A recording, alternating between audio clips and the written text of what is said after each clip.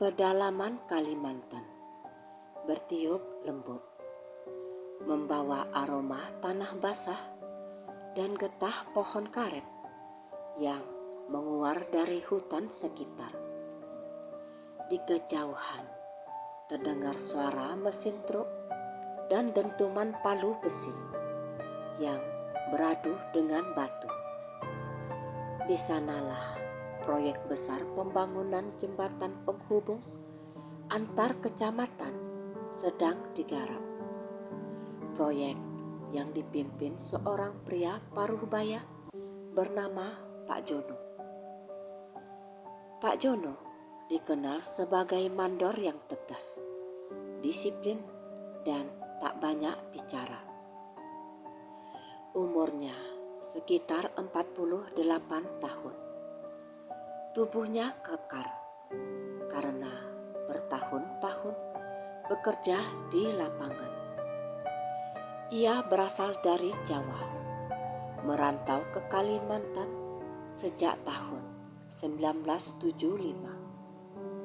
bersama istrinya Bu Elma dan anak tunggal mereka, Sandi.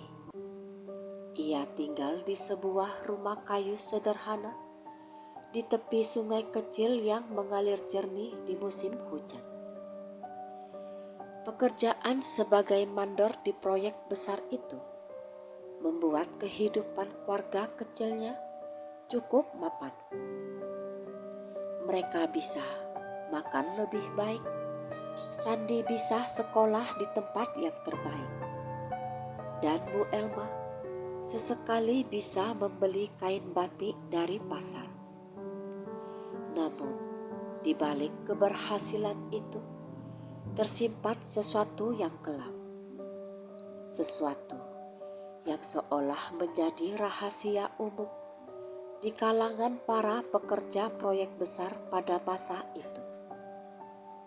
Konon, untuk memastikan bangunan berdiri kokoh dan tak roboh diterjang banjir atau longsor, para kepala proyek mempersembahkan tumbal hidup.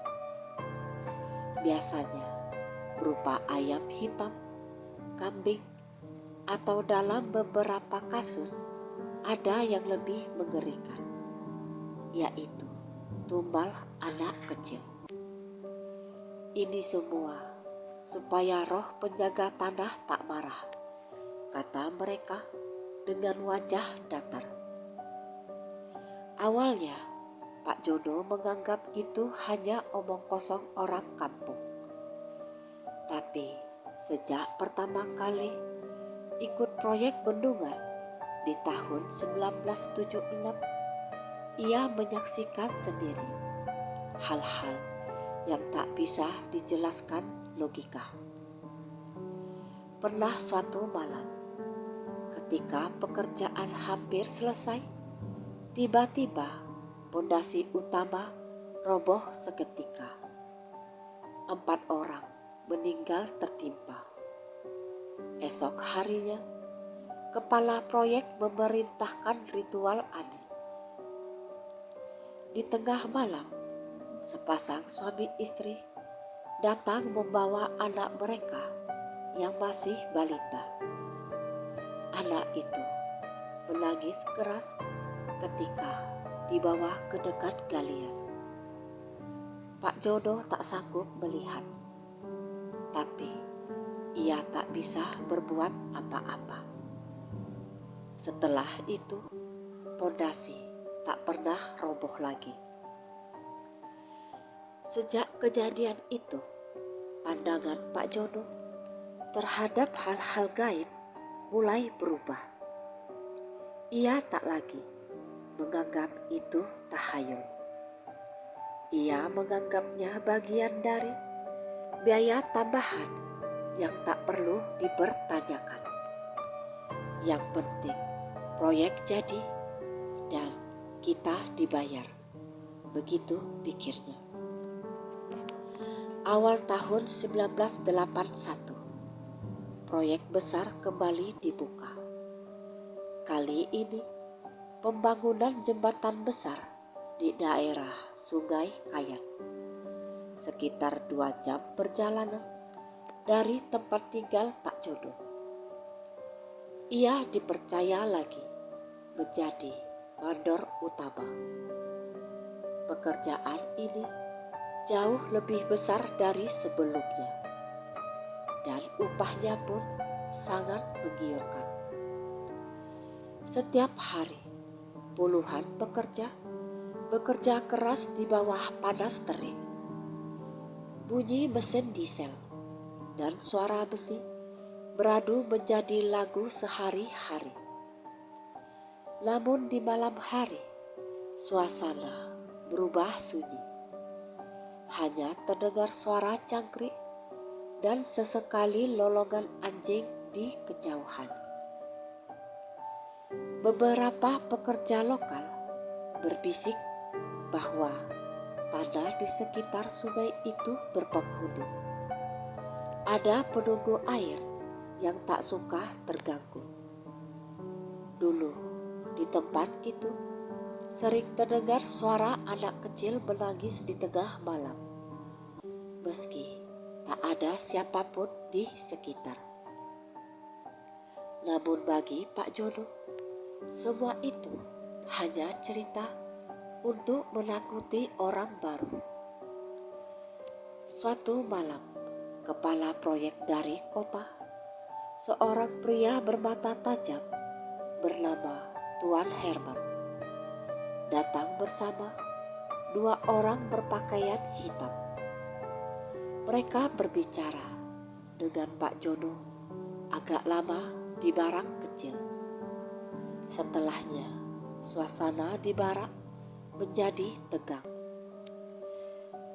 Pak Jono, kata salah satu mandor pembantu, mereka mau adakan sesajen besar sebelum pengecoran utama. Katanya harus tumbal manusia kecil. Pak Jono hanya terdiam. Hatinya mengeras. Biar saja, aku tak mau ikut campur. Tugasku cuma memastikan kerjaan selesai. Namun malam itu, ketika ia pulang ke rumah, wajah anaknya, Sandi, yang berusia 8 tahun, terus terbayang. Anak itu begitu ceria, sering menyambutnya dengan senyum dan celoteh polos. Bapak, nanti aku lihat jembatannya ya, kata Sandi suatu sore. Nanti ya nak, kalau sudah jadi, jawab Pak Jono sambil tersenyum. Tak tahu bahwa kalimat itu akan menghantuinya di masa nanti. Malam berikutnya, Pak Jono dipanggil lagi ke lokasi proyek. Di tepi sungai yang diterangi lampu Petromax, beberapa orang berdiri mengelilingi lubang besar. Di dalam lubang itu ada sesajen, ayam hitam, bunga 7 rupa, dan kendi berisi air. Tapi malam itu, entah kenapa, suasana terasa jauh lebih mencekam dari biasanya. Angin berhenti, bahkan suara jangkrik pun lenyap. Pak Jono melihat 2 pria berpakaian hitam tadi berbicara dengan Tuan Herman dengan suara rendah. Salah satu dari mereka membawa karung besar. Ketika karung itu bergerak pelan, Pak Jono merasa jantungnya berhenti berdetak. Jangan tanya, bisik Tuan Herman dingin. Ini bagian dari pekerjaan kita. Pak Jono menelan ludah, menunduk dan berpaling. Ia pura-pura tak tahu. Namun suara lirih dari dalam karung seperti tangisan tertahan seorang anak kecil. Terdengar begitu jelas malam itu. Ia berjalan pulang dengan langkah gontai, menahan rasa mual yang menggumpal di dadanya. Tapi di dalam hatinya, suara lain berbisik. Yang penting proyek ini sukses. Yang penting kau dapat uang untuk keluargamu. Ia tak tahu bahwa malam itu sesuatu yang jauh lebih kejam baru saja dimulai. Beberapa minggu berlalu sejak ritual malam itu. Proyek jembatan di Sungai Kayer berjalan lancar, bahkan lebih cepat dari jadwal. Tiang-tiang besar berdiri kokoh, pondasi kering tanpa longsor, dan tak ada lagi kecelakaan kerja. Para pekerja mulai percaya bahwa tumbal yang dikorbankan benar-benar membawa berkah keselamatan. Namun di sisi lain, kehidupan Pak Jono perlahan mulai berubah. Tidurnya tak pernah nyenyak. Setiap malam ia terbangun karena mimpi yang sama. Suara anak kecil menangis dari dalam tanah basah, memanggil-manggil namanya dengan nada pilu.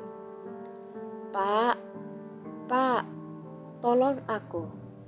Dingin di sini, Pak. Suara itu begitu nyata. Sampai-sampai ia sering terbangun dengan tubuh basah oleh keringat. Bapak kenapa?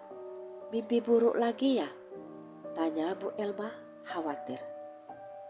Pak Jono hanya menggeleng. Ah, tidak apa-apa. Mungkin kecapean saja. Namun di dalam hatinya, ia tahu ada sesuatu yang salah. Suatu sore, hujan turun deras. Air sungai meluap hingga hampir mencapai tepi jalan. Pak Jono baru saja pulang kerja ketika mendapati rumahnya sepi. Biasanya Sandi akan berlari menyambutnya. Tapi kali ini rumah hening. Elma, Sandi, panggilnya keras, tapi tak ada jawaban. Ia masuk ke dalam rumah, hanya menemukan tikar basah dan sandal kecil Sandi yang tergeletak di dekat pintu. Hatinya mulai berdebar. Tak lama kemudian, Bu Elma datang tergesa-gesa dari arah warung. Pak, Sandi belum pulang dari tadi pagi. Katanya mau main ke tepi sungai sama teman-temannya. Tapi sampai sekarang belum kembali. Tanpa pikir panjang, Pak Jono langsung berlari menuju sungai. Hujan belum reda. Angin kencang membuat ranting pohon berjatuhan. Ia menelusuri sepanjang bantaran sungai sambil memanggil-manggil nama anaknya. Beberapa warga ikut membantu mencari. Mereka menyisir hutan kecil di sekitar proyek, menyusuri jalan becek yang dipenuhi lumpur. Namun hingga malam turun, tak ada tanda-tanda keberadaan Sandi.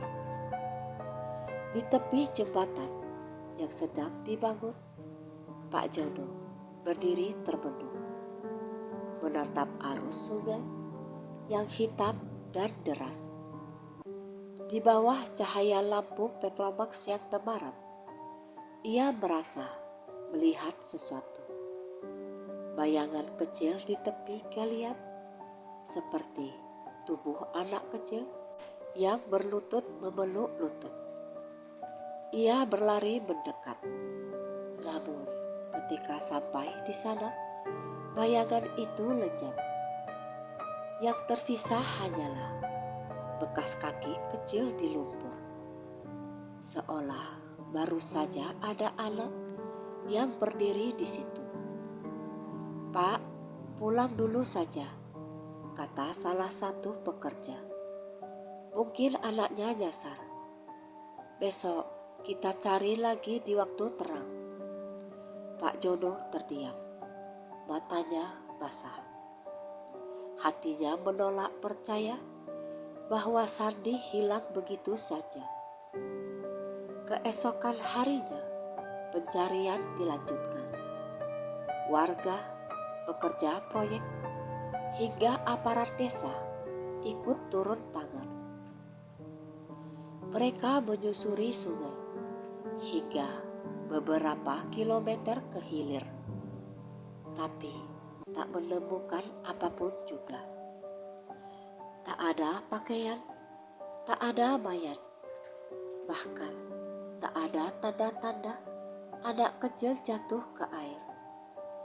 Sementara itu, di lokasi proyek, para pekerja mulai berbisik-bisik. "Aneh ya, anak mandor hilang pas mau pengecoran utama." "Ya, dengar-dengar dulu juga gitu. Pas pondasi pertama dibangun, ada anak kecil yang hilang." Bisikan itu sampai ke telinga Pak Jono.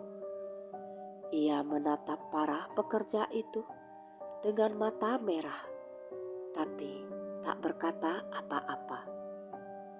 Ia hanya merasa dadanya sesak, seolah ada batu besar menekan jantungnya. Malamnya ia tak bisa tidur. Ia duduk di beranda rumah, memandangi hujan yang turun rintik-rintik. Bu Elma sudah tertidur kelelahan setelah seharian menangis. Lalu dari arah luar rumah terdengar suara langkah kecil, pelan, berat, seperti seseorang berjalan dengan kaki telanjang di tanah becek. Pak Jono menajamkan telinga. Ia berdiri, melangkah keluar perlahan. Di bawah pohon pisang di samping rumah, ia melihat sosok kecil berdiri membelakanginya. Tubuhnya basah kuyup, rambutnya menutupi wajah. Sandi, suaranya bergetar. "Nak, itu kamu?" Sosok itu tak menjawab. Ia hanya menoleh perlahan, dan di bawah rambutnya yang menempel karena air hujan, wajah pucat itu menatap kosong. Bibirnya biru, matanya sayu. "Pak," suaranya serak, pelan seperti desir angin. "Dingin, Pak. Di bawah sini gelap." Pak Jono terpaku. Tubuhnya gemetar hebat. Ia mundur beberapa langkah, bahkan hampir terjatuh. Sosok itu menatapnya lama, lalu perlahan lenyap di antara kabut hujan, meninggalkan jejak kaki kecil yang memudar di tanah. Keesokan paginya, tubuh Pak Jono lemas. Ia menceritakan apa yang dilihatnya kepada Bu Elma.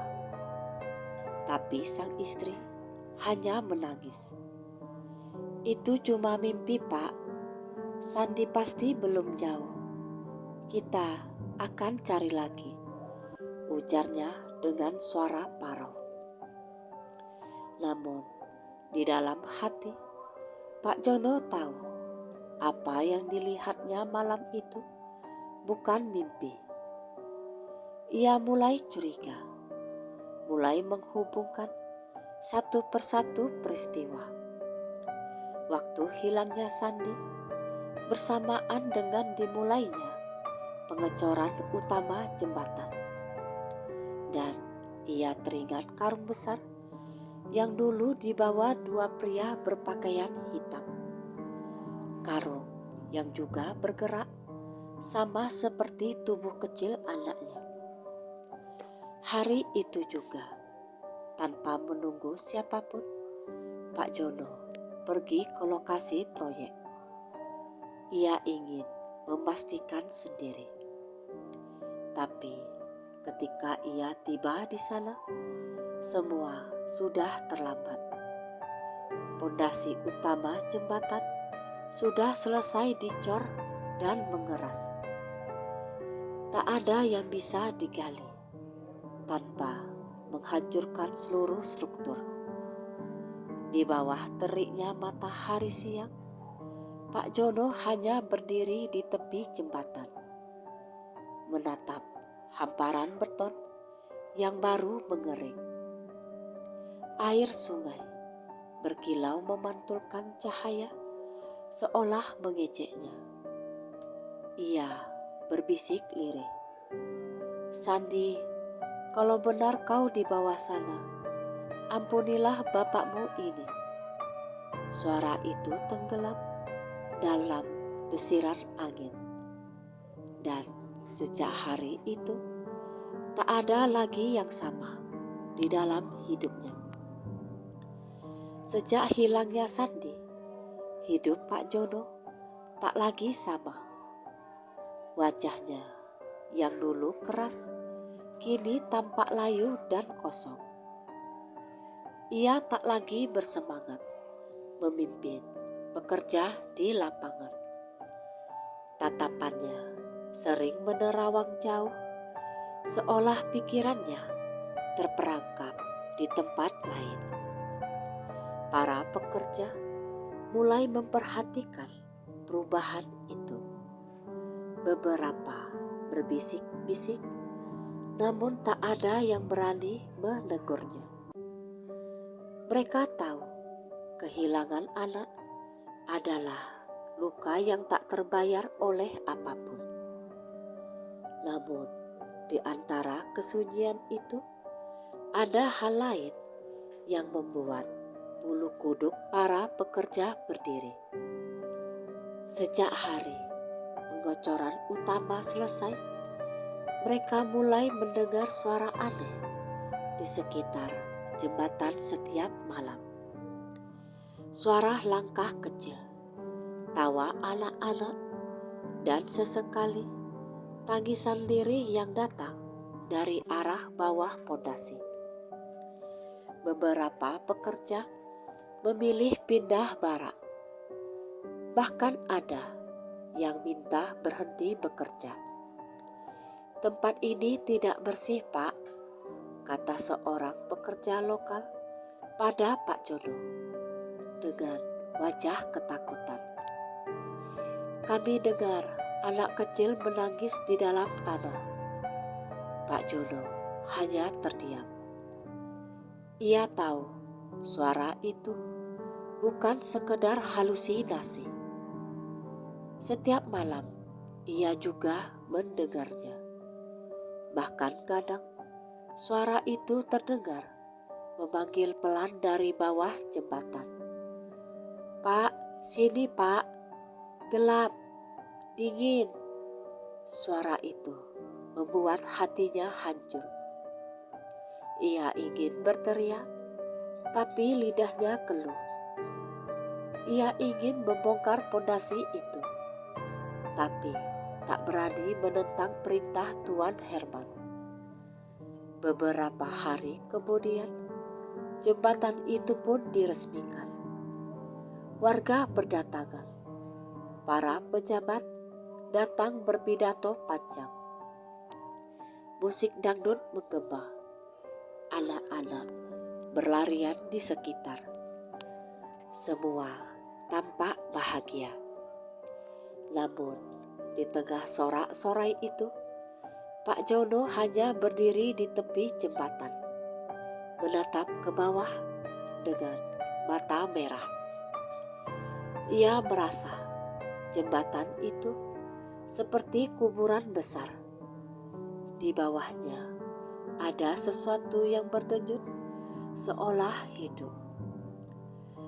Ketika upacara selesai, Tuan Herman menghampirinya sambil menepuk bahunya. Kerja bagus, Jono. Benar-benar mandor yang bisa diandalkan. Namun senyum di wajah Pak Jono tak muncul. Ia hanya menjawab pelan. Kalau harga sebuah jembatan adalah nyawa anak sendiri, apakah itu masih bisa disebut kerja bagus, Tuan? Tuan Herman menatapnya dingin. Hati-hati bicara, Jono. Tidak semua hal bisa kau pahami. Kadang untuk sesuatu yang besar memang harus ada yang dikorbankan. Lalu siapa yang menentukan siapa yang layak dikorbankan? Suara Pak Jono bergetar. Bukan kau, bukan aku, jawab Tuan Herman datar. Tapi tanah ini sendiri. Pak Jono menatapnya lama, lalu berbalik tanpa bicara lagi. Ia tahu percuma menuntut penjelasan dari orang seperti itu. Malamnya angin bertiup kencang. Langit mendung, kilat sesekali membelah awan hitam. Pak Jono duduk di tepi jembatan, membawa petromax kecil dan sebotol air. Ia ingin menenangkan pikirannya, tapi yang datang justru bayangan masa lalu. Ia teringat malam ketika melihat karung besar bergerak. Terbayang kembali wajah Sandi yang tersenyum polos sambil memeluknya setiap pagi. Air matanya jatuh tanpa tertahan. Maafkan Bapak, Nak. Bapak cuma ingin kau hidup lebih baik. Bukan begini akhirnya. Tiba-tiba dari arah bawah jembatan terdengar suara gemericik air. Lalu perlahan muncul suara langkah kecil, seperti seseorang berjalan di atas lumpur basah. Pak Jono menegakkan tubuhnya. Dari dalam kegelapan muncul sosok kecil berlumur tanah. Tubuhnya pucat kehijauan, matanya sayu, dan air menetes dari rambutnya yang basah. Sandi, suara Pak Jono bergetar. Anak itu tersenyum samar, lalu berkata lirih, "Aku di sini, Pak. Aku kedinginan." Pak Jono gemetar. Ia meraih tangan kecil itu, tapi begitu disentuh, tubuhnya terasa dingin seperti es. Sandi menatapnya, lalu menunduk.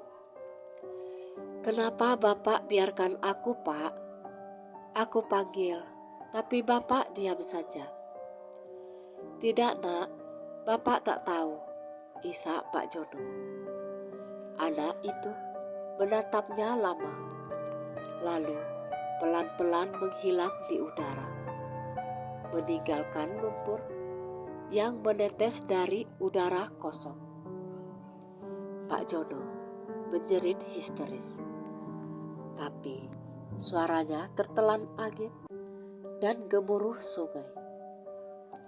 Sejak malam itu, perilaku Pak Jono kian aneh. Ia jarang pulang, lebih sering duduk di bawah jembatan, seolah berbicara dengan seseorang yang tak kasat mata. Para pekerja mulai menjauh karena menganggapnya gila. Hanya Bu Elma yang tetap setia datang membawa makanan, berharap suaminya kembali waras. "Pak, berhentilah menyiksa diri. Kita ikhlaskan saja Sandi," bujuknya di suatu sore. Pak Jono hanya menatap kosong. "Kau tak paham, Elma. Aku harus tebus semua ini. Aku biarkan mereka bunuh anak kita. Aku harus kembalikan yang telah diambil." Malam itu, tanpa pamit, Pak Jono pergi. Ia membawa linggis, sekop, dan lampu Petromax. Langit kelam, suara petir mengguntur. Ia turun ke dasar jembatan, menggali tanah di sisi pondasi yang keras. Setiap sekop tanah yang terangkat terasa seperti menyingkap luka di hatinya. "Aku datang, Nak. Bapak akan keluarkan kau dari sini," gumamnya sambil menggali semakin dalam. Lumpur bercampur air mengotori wajah dan tangannya. Namun tiba-tiba suara gemuruh besar terdengar dari arah atas. Potongan beton di sisi jembatan bergeser, lalu retak. Tanah bergetar, tapi Pak Jono tak berhenti. Ia terus menggali dengan mata liar, hingga tiba-tiba linggisnya membentur sesuatu yang keras. Bukan batu, tapi seperti tulang. Ia berhenti, menatap ke dalam lubang. Dalam cahaya Petromax yang bergetar, terlihat tengkorak kecil dengan potongan kain lusuh yang masih menempel di lengannya. Kain bergambar mobil kecil yang biasa dipakai Sandi. Pak Jono terdiam. Tangisnya pecah tanpa suara. Ia jatuh berlutut, memeluk tanah basah itu. "Sandi, maafkan Bapak, Nak." Namun dari dalam lubang terdengar bisikan lembut. "Sudah terlambat, Pak. Mereka datang lagi." Dari arah belakang terdengar langkah berat. Pak Jono menoleh, dan di bawah cahaya Petromax ia melihat dua sosok berpakaian hitam berdiri di tepi lubang. Orang yang dulu membawa karung itu. Wajah mereka datar, mata mereka hitam pekat, tanpa bola mata. Salah satu dari mereka berkata dingin, "Kau tak seharusnya membuka apa yang sudah ditutup." Petromax di tangan Pak Jono bergetar. Angin kencang bertiup, api padam, dan kegelapan menelan semuanya. Malam itu menjadi malam terakhir bagi ketenangan di sekitar Sungai Kayan. Hujan turun deras, petir menyambar bergantian, dan suara angin menjerit di antara pepohonan. Ketika para pekerja di barak mendengar suara gemuruh keras dari arah jembatan, mereka berlarian keluar. Dari kejauhan tampak cahaya Petromax yang tergeletak di tanah.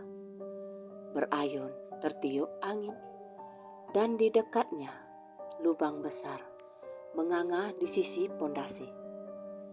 "Pak Jono, ada yang lihat Pak Jono?" teriak salah satu pekerja. Namun tak seorang pun menjawab. Hanya suara hujan deras dan air sungai yang semakin pasang. Mereka menemukan linggis tergeletak, bercampur lumpur dan darah. Tak jauh dari situ Jejak kaki Pak Jono tampak jelas menuju lubang yang kini mulai tergenang air. Beberapa pekerja menyalakan senter, mencoba melihat ke bawah. Tapi apa yang mereka lihat hanya bayangan hitam di air yang beriak, seolah ada seseorang tertelan tanah. Pagi harinya, berita itu menyebar cepat. Mandor hilang di bawah jembatan. Begitu kabar yang beredar di desa. Beberapa warga berkata, mereka mendengar teriakan panjang di tengah malam, diikuti suara tangis anak kecil. Tapi saat mereka datang, tak ada siapapun di sana. Tuan Herman datang dari kota dengan wajah tegang. Ia memerintahkan pencarian segera. Tapi hujan membuat arus sungai berbahaya. Tak ada yang berani turun lebih dalam. Setelah 2 hari, pencarian dihentikan. Secara resmi, Pak Jono dinyatakan hilang. Namun, Bu Elma tak mau menyerah. Setiap hari, ia datang ke jembatan itu, membawa bunga dan sebotol air. Duduk di tepi pondasi yang kini mulai ditumbuhi lumut. Kadang ia berbicara pelan, seolah masih bisa mendengar suaminya. "Pak, aku tahu kau menyesal. Aku maafkan. Aku hanya ingin kau tenang. Dan Sandi juga." Air matanya jatuh tanpa suara. Wajahnya tampak pasrah, tapi di matanya tersimpan keyakinan bahwa suaminya masih di sekitar situ, tidak benar-benar pergi. 3 bulan kemudian, jembatan itu mulai menunjukkan keanehan. Beberapa bagian lantai mulai retak tanpa sebab. Tiang penyangga mengeluarkan suara gemeretak setiap malam, seolah sedang bernafas. Beberapa pengendara yang melintas mengaku mendengar suara anak kecil tertawa di tengah jembatan, meski tak ada siapapun. Sampai suatu hari, Tuan Herman datang memeriksa langsung. Ia berdiri di tengah jembatan sambil menatap ke bawah. Dan saat itulah angin kencang berhembus. Dan dari bawah terdengar suara serak pelan, namun jelas. "Kau yang berikutnya." Tuan Herman pucat. Ia mundur beberapa langkah, tapi tiba-tiba suara seperti retakan besar terdengar dari bawah kakinya. Beton jembatan berguncang hebat, dan sebelum sempat berteriak, tubuhnya terperosok masuk ke celah yang terbuka.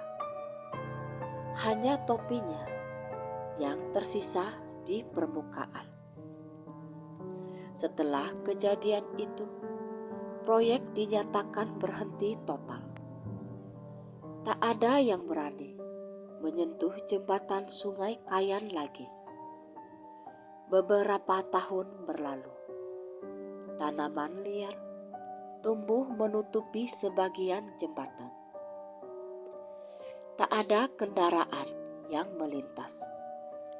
Di musim hujan, sungai meluap dan menelan sebagian pondasi. Orang-orang desa menyebut tempat itu jembatan tumbal dan hanya berani mendekat di siang hari. Namun konon, di malam-malam tertentu terutama saat hujan turun. Terlihat cahaya Petromax berayun di bawah jembatan. Kadang terdengar suara laki-laki berdoa lirih, memohon ampunan. Ya Tuhan, ampunilah aku. Aku telah dibutakan harta.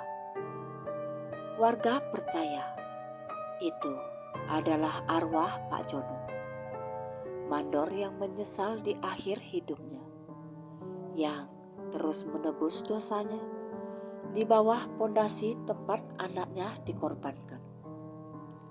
Suatu sore di tahun 1986, seorang pendeta muda datang ke desa itu.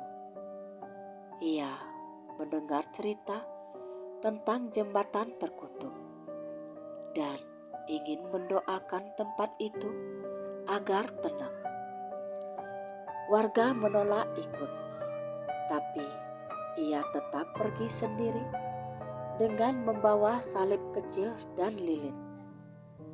Saat matahari tenggelam, ia berdiri di ujung jembatan yang retak. Jika ada roh yang tersesat di sini, semoga Tuhan membimbingnya pulang, katanya pelan. Namun tiba-tiba dari arah seberang jembatan muncul sosok laki-laki paruh baya berjalan perlahan. Bajunya basah, wajahnya pucat, dan di tangannya tergenggam sebuah mainan kecil dari kayu. Pendeta itu menatap, lalu bertanya hati-hati, "Bapak siapa?" Sosok itu tersenyum samar. "Aku hanya seorang ayah yang mencari anaknya." Suara itu lirih, dalam, dan penuh penyesalan. Ia berjalan mendekat, menatap air sungai yang bergulung di bawah. "Semua ini salahku. Aku biarkan kejahatan terjadi demi uang. Tapi Tuhan memberiku kesempatan untuk menebus." Sebelum pendeta sempat berkata apapun, sosok itu menoleh padanya, tersenyum dengan air mata menetes di pipinya, lalu melangkah ke tepi jembatan. Tubuhnya perlahan memudar dalam cahaya senja, seperti kabut yang diterpa angin. Di tanah tempat ia berdiri hanya tersisa mainan kayu kecil berbentuk mobil, mainan milik Sandi. Pendeta itu berlutut, menundukkan kepala, dan berdoa dalam diam. Air sungai memantulkan cahaya matahari terakhir yang perlahan tenggelam. Dan untuk pertama kalinya setelah bertahun-tahun, malam di sekitar jembatan terasa tenang. Masyarakat percaya malam itu menjadi akhir penderitaan arwah Pak Jono dan anaknya Sandi. Setelah kejadian itu, suara tangisan dan tawa anak kecil tak pernah terdengar lagi. Jembatan tetap rusak, tapi suasananya tak lagi menyeramkan. Hanya menyisakan keheningan yang lembut, seperti doa yang selesai diucapkan. Bu Elma yang kini sudah tua sering duduk di rumah kecilnya, memandangi arah jembatan dari kejauhan. Ia tak lagi menangis, hanya sesekali tersenyum tipis. "Pak, Sandi, semoga kalian tenang di sana," katanya setiap sore. Dan di saat matahari tenggelam, Angin dari arah sungai berhembus pelan, membawa aroma tanah basah dan suara lembut yang seolah menjawab, "Kami sudah pulang, Elma."